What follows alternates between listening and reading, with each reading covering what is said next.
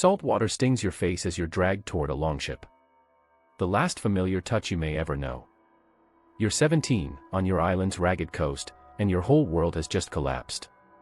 The men dragging you speak in sharp, alien sounds, their rough laughter like a pack of dogs.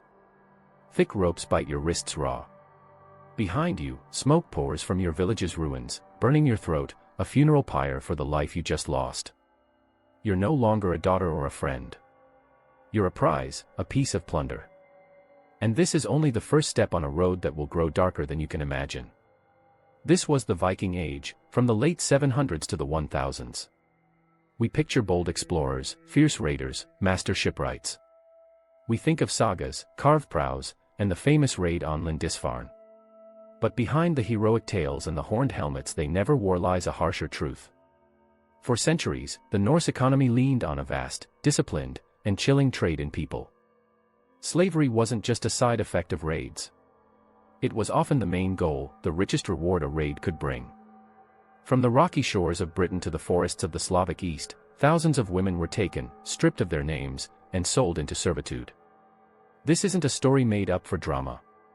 It's history, rebuilt from Viking law codes, from the sparse, grim records left by monks, from graves and ship burials dug from peat and soil, and from the cold, factual notes of Arab traders who dealt with the Norse. If you love raw, unpolished history, consider subscribing and tell us where you're watching from. Now, let's look at the system that made this trade work. Because, above all, it was a system. Popular tales paint raids as chaotic storms. In truth, they were calculated business ventures. Raiding crews were funded operations. A local chief or a group of partners, bound by silver and ambition, would pool resources to build or outfit a ship. Timber for hulls, iron for nails, wool for sails, tar to seal seams, food for the crew. Every piece required serious money. Investors expected a profit, and the most reliable profit was human cargo. Their ships were marvels of design, built for this grim trade.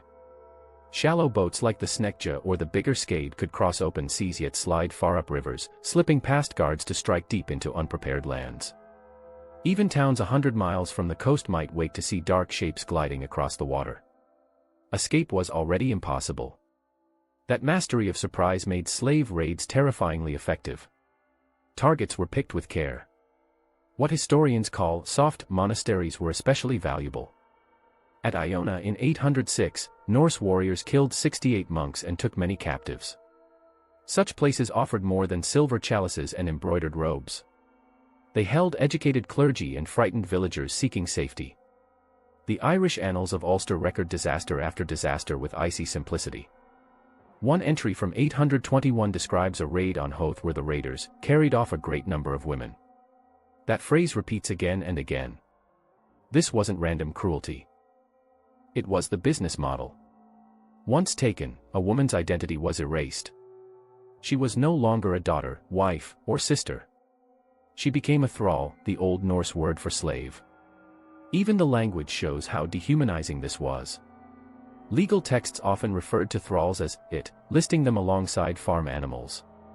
They were fey, a word meaning both cattle and wealth.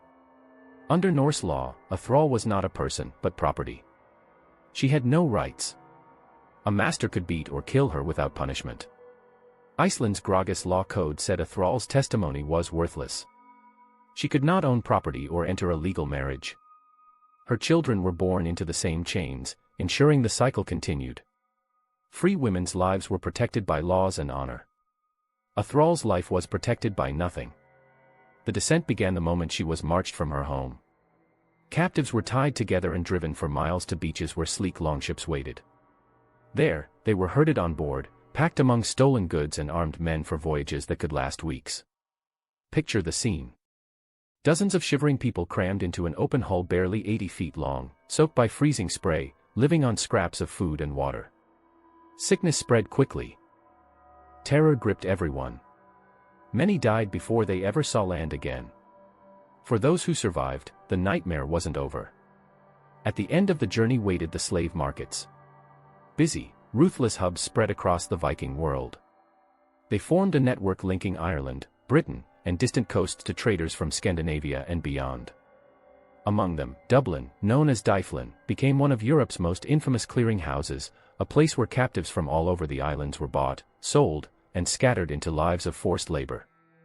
From Dublin, women might be sold to Norse settlers in Ireland, shipped back to Scandinavia, or sent off to the new colonies of Iceland and the Faroe Islands. But the trade web reached even further. Major markets thrived at Hedeby, on the modern German-Danish border, and at Birka, a busy port on an island in Sweden's Lake Mälaren. These eastern gates connected the Norse world to the great river routes of today's Russia and Ukraine. Along the famous Volga trade route, captives from western raids, and in even greater numbers from Slavic villages to the east, the Saqaliba described by Arab writers, were funneled south toward the Byzantine Empire and the wealthy Abbasid Caliphate. The scale of this trade is hard to grasp. The 10th century geographer Ibn Rusta, describing the Rus people, wrote that they attack the Saqaliba, take them captive, carry them to Khazaran and Bulgar, and sell them there. A girl taken from an English village might be marched to Dublin, sold to another merchant, shipped across the Baltic to Birka, and then forced down the Dnieper or Volga rivers on a brutal journey, only to be sold again in Constantinople or Baghdad for Arab silver, silks, and spices. This isn't guesswork. Archaeology has provided a mountain of proof. Tens of thousands of Islamic dirham coins have been found in Scandinavia, especially on Gotland, the Swedish island that was a key hub in this network. These hoards of cut and bent silver speak silently of a thriving partnership between Norse traders and the Caliphate, a trade where the North's most valuable export was not furs or amber, but people. At these markets, whatever dignity a woman had left was stripped away. She was handled like livestock. The Arab traveler Ahmad ibn Fadlan, meeting Rus merchants on the Volga in the 900s, wrote a stark eyewitness account. He described them setting up a market by the river, lining up their captives. A trader, he wrote, might have sex with a slave girl in the open, while his friend watched. No curtains, no shame. It was a public show of total control, a way to prove her value before the sale. Her body was a product to be demonstrated. After the sale, a woman's future depended entirely on her buyer's needs or whims. The most common fate was endless, back-breaking work. As a thrall, she did the hardest chores, the dreary work. She would rise long before the sun and collapse long after dark. Her days were spent grinding grain on a quern stone until her teeth ached, hauling water from icy streams, tending the hearth, brewing ale, cooking meals, washing heavy wool clothes in cold rivers. Making cloth was also vital, producing vamel, the rough wool fabric that was the backbone of the Norse economy. Shearing, washing, carding, spinning, weaving. Every step demanded strength and time, and it all rested on the labor of enslaved women. Even Norse poetry captured the toll. The old poem Rogsala, which mythologized social classes, describes thralls with knotted fingers, rough skin, and aching joints. A poetic but brutally accurate picture of lives spent in constant labor. Science adds its own proof. Studies of Viking-era skeletons show that those buried with few goods, likely slaves, often had poor diets and bones marked by heavy strain and hunger, a silent record of hardship. But hard work wasn't the end of their suffering. For many, the exploitation went deeper. They were also forced into sexual servitude. This part of Viking society is often softened or ignored. But the historical and archaeological evidence is clear. With no legal rights, a female thrall's body belonged completely to her owner. He could use her however he wanted. The law called this a right, not a crime. Later Icelandic sagas, written centuries after, reflect this custom plainly. Powerful men are shown taking enslaved women as concubines, called frillur. These were not secret affairs. They were recognized, if unofficial, arrangements within the household. One great family saga, Laxdæla saga, tells of an Irish princess named Melkorka. Captured in a raid, legend says her tongue was cut out to silence her. She was bought in Norway by the chieftain Höskuldr Dalakolsson and brought to Iceland as his concubine. Though royal by birth and mother to his favored son, Olaf the Peacock, her status remained that of a slave. Children from such unions, called frillurborn, lived in an uncertain middle ground. Their rights were weaker than those of children born to a free wife. A father might free and acknowledge them, or deny them and leave his own blood in bondage. This created tense undercurrents in the Longhouse, where a lawful wife had to share her home with the enslaved women her husband kept. And for the captives, that tension offered little protection. In the eyes of Norse custom, they were property, first and always. This system of sexual control was so deep and so important to Viking expansion that it left a mark in the genetic code of the North Atlantic. Modern DNA research in Iceland, a well-studied Viking colony, reveals a stark truth. Studies of modern Icelanders show that about 80% of the Y chromosomes come from Norse male settlers. But over 60% of their maternal lines, the mitochondrial DNA passed only from mothers, trace back to Gaelic lands, mainly Ireland and Scotland. The numbers leave little doubt. Iceland was founded mainly by Scandinavian men who brought Celtic women across the sea. Given the constant Viking raids on the British Isles at the time, it's almost impossible to believe most of these women came willingly. They became the mothers of a new nation, but they arrived in chains. Their genetic legacy, carried by Icelanders today, is quiet proof of a mass migration built on capture and sexual servitude. For a few captives, the outcome was different. If a woman was clearly high-ranking, a princess, a noble, or the wife or daughter of a king, she could be worth more as a bargaining chip than as a servant. The Anglo-Saxon Chronicle and other records tell of Viking leaders holding high-status women or church officials to extract huge payments of silver, gold, or land from desperate families. These hostages lived in constant fear, pawns in the dangerous politics of the age, held by the same raiders who had burned their homes and killed their kin. But ransom was not the darkest fate a captured woman could face. One fate, almost too terrible to grasp, shows how religion, power, and violence combined in Norse custom, ritual sacrifice. Both archaeology and written sources confirm that human offerings happened, and enslaved women were sometimes chosen as victims. The most detailed and chilling account again comes from the Arab writer Ahmad ibn Fadlan. In 922, while traveling along the Volga River, he saw the funeral of a powerful Rus chieftain. Part of the ceremony required that one of the man's enslaved women agree to die with him, to serve her master in the next life. But this agreement was a fiction. As a thrall, she had no power to refuse. Ibn Fadlan describes a grim 10-day process. The chosen girl was dressed in fine clothes, given strong drink, and told to sing, though her songs, he noted, were sad. She was led from tent to tent, where the dead leader's senior men had ritual sex with her. After each act, they told her, "Tell your lord I did this out of love for him." On the final day, the chieftain's body lay on a ship pulled onto the shore. The girl, drugged with a final strong drink, was brought aboard by an old woman known as the Angel of Death, the appointed killer. She placed the captive beside her dead master, looped a cord around her neck, and gave the ends to two men. As they pulled the cord tight, the old woman stabbed a broad blade repeatedly into the girl's ribs. Her screams were drowned out by warriors banging their shields, a deliberate effort so other enslaved women would not fear death when their own masters died. Finally, the ship was set on fire, carrying both the lord and his sacrificed servant into the afterlife. Ibn Fadlan's story is horrifying, but it's not fantasy. Archaeologists have found graves throughout the Viking world that suggest similar retainer sacrifices. At Flakstad in Norway, a burial held several people, one decapitated, laid as subordinates beside a high-status woman. The famous Oseberg ship burial held two women, one older and clearly of high rank, the other younger, whose bones show a harder life and lower status. Many experts think she was a thrall, killed to accompany her mistress into the grave. Such finds confirm a sobering truth.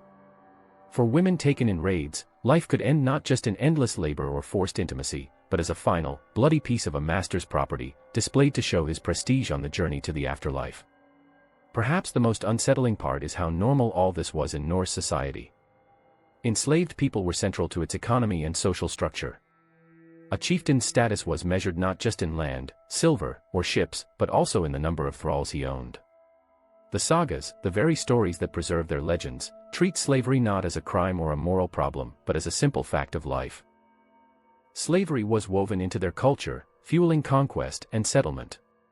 Behind every saga hero or explorer stood unnamed women whose stories were rarely written down, abducted mothers, concubines, servants, and sometimes sacrifices. Their labor wove the cloth that kept settlements warm. Their bodies bore the next generation. Some even shared their captors' beds. To understand the Viking Age honestly is to face these silenced lives, the hidden cost of expansion and fame. The grandeur of dragon-proud ships and tales of fearless raiders cannot hide the truth that for countless women, the Viking world was a prison, one from which only death or the rare hope of ransom offered escape. This was not a culture struggling with guilt over its brutality. It was a society built on exploitation so normal that few even questioned it. Freedom did exist, but only by a narrow path, manumission. The act of freeing a thrall did happen. An owner might reward years of service or grant freedom in his will. The Hallestad runestone in Denmark records how Toki the smith honored his former master, Thorgils, who gave him gold and his liberty. Stories like this survive because they were extraordinary, not common. For most captured women, bondage lasted a lifetime and passed to their children. The end of this system came slowly, through tangled politics and faith. As Scandinavia turned to Christianity in the 10th and 11th centuries, the Church discouraged enslaving fellow believers. Slavery didn't disappear. Its targets just shifted toward pagan Slavs and Baltic peoples. Slowly, the absolute slavery of the Viking Age faded into the milder, but still forced, servitude of medieval serfdom. For centuries, though, the trade thrived. What the Viking Age reveals is an uncomfortable truth about how exploitation works. The capture and enslavement of women were not random crimes by a few outlaws. They were an economic engine, a path to wealth, a system the whole society accepted. The silver hoards buried across Scandinavia, the great halls filled with feasting, the daring trips to Iceland, Greenland, even North America, all were powered by the stolen labor and stolen bodies of women. To understand this time honestly, we must see it all. Admire the master shipbuilders, but remember the women who spun and wove the wool for their sails. Celebrate the warrior's strength, but picture the terrified girls forced onto their longships. Treasure the sagas for their stories, but read them and see the casual cruelty woven through their plots. The history of what Vikings did to captured women is not just a dark footnote. It is a lesson in how a society can make the dehumanization of others seem normal. It shows how quickly people can become property, things to be used, traded, or thrown away.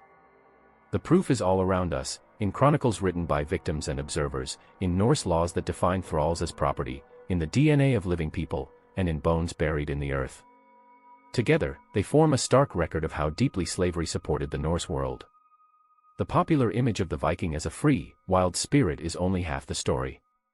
That freedom was built on the backs of the unfree, on the pain of those ripped from their homes, shipped across seas, and stripped of all choice. Runestones and sagas may tell of triumphs, but the real legacy is written in quieter records, the silent witness of women whose work powered trade, whose suffering paid for exploration, whose lives were used up to lift others up. Their stories, mostly untold, are essential to any true picture of the North's past. To look at the Viking Age is to see invention and bravery, yes, but also a machine of power that treated human lives as raw material. Beneath the romance of the longships lies a forgotten reality, the countless women whose freedom, labor, and even breath were taken to build an empire of sails and